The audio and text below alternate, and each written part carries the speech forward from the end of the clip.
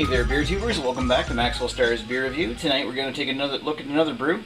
This one you can buy on your ordinary store shelves up here. This is Molson's de-alcoholized beer, Molson Exel. 0.5% alcohol by volume. It's technically considered a alcohol-free or a low-alcohol near beer, per se, that's been brewed. Brewers used to use this type of beer during Prohibition times in order to keep their breweries afloat. They weren't able to produce alcohol for any kind of beverage.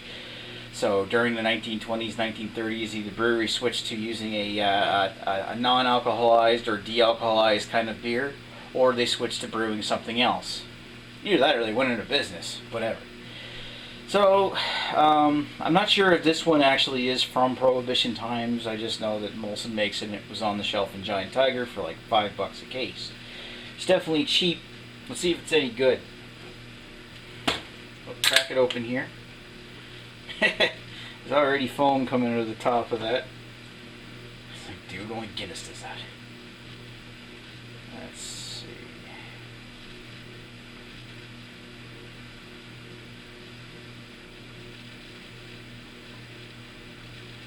Pour it slowly, otherwise the head's going to come right up over the top of the glass. Whatever. Looks good enough. Standard slightly golden yellow piss color. Puffy white head. Doesn't seem to be dying very fast. It's pretty good head retention for such a low alcohol beer. Such a low key beer. It's got a fair amount of carbonation in the beer itself, but not a whole lot. So you can get a closer look of it right there. You can see some bubbles coming up in there. Not a whole lot. Head's dying off a little, but not too fast. Appearance wise, it doesn't look too bad. So let's give it a taste. Give it a smell.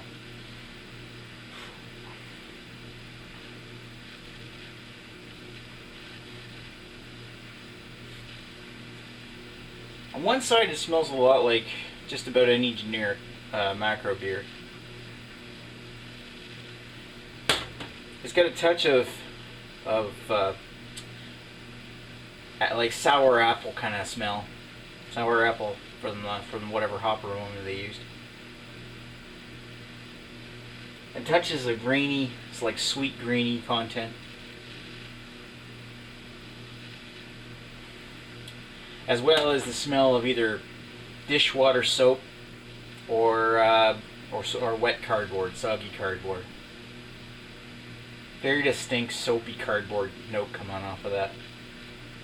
At the very least, the smells are faint. Let's give it a taste. Oh. Oh.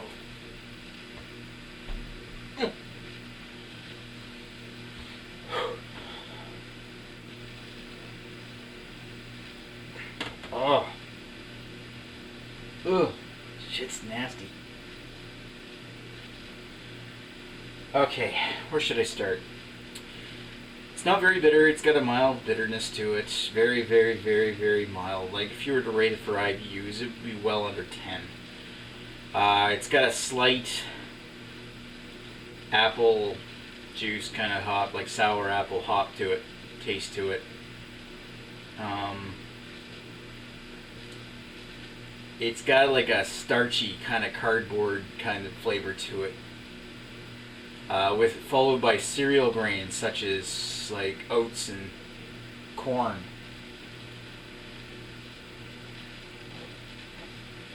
It's very reminiscent of eating like cereals, like puffed oats. Like, oh, have you ever had Sugar Crisp, but not the Sugar Crisp, the like those puffed oats that go into Sugar Crisp, but without the sugar coating on it?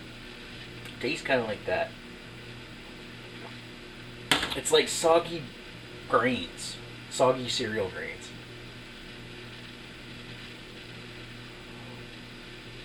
And there's a slight starchy sweetness to it. It leaves a pasty kind of taste in the back of your mouth, which is quite frankly disgusting. Ugh.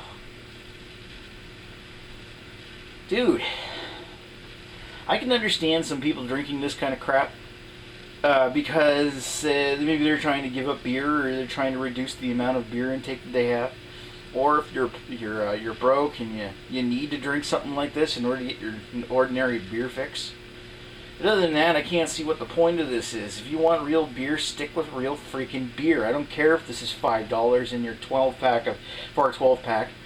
I don't care if it's $5 for a 12-pack and that you're like a 12-pack of like Moose Light costs you $25.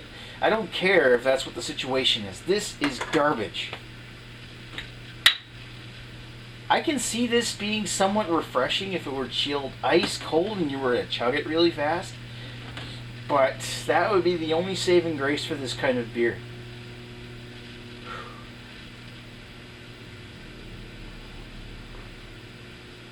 Oh, man. Now, I'm kind of curious if the reason why this tastes like shit is because it doesn't contain enough alcohol. So, I actually have a solution to that. This is a bottle of Everclear that I bought when I was living out west. Yeah, I've still got about half of it. It's 95% alcohol by volume. It's pretty much straight grain alcohol. So, pour about half a shot here.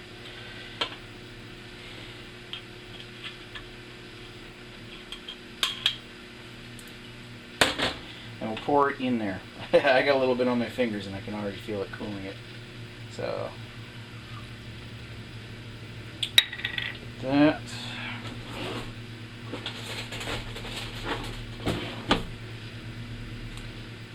Stir it up a little. And just that little bit of alcohol should boost the alcohol content to like 5 or 6. So, let's see if just adding a little bit more alcohol makes it better.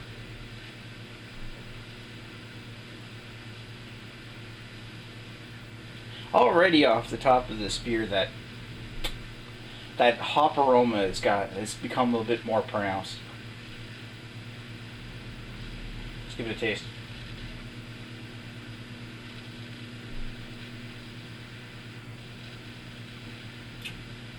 Wow.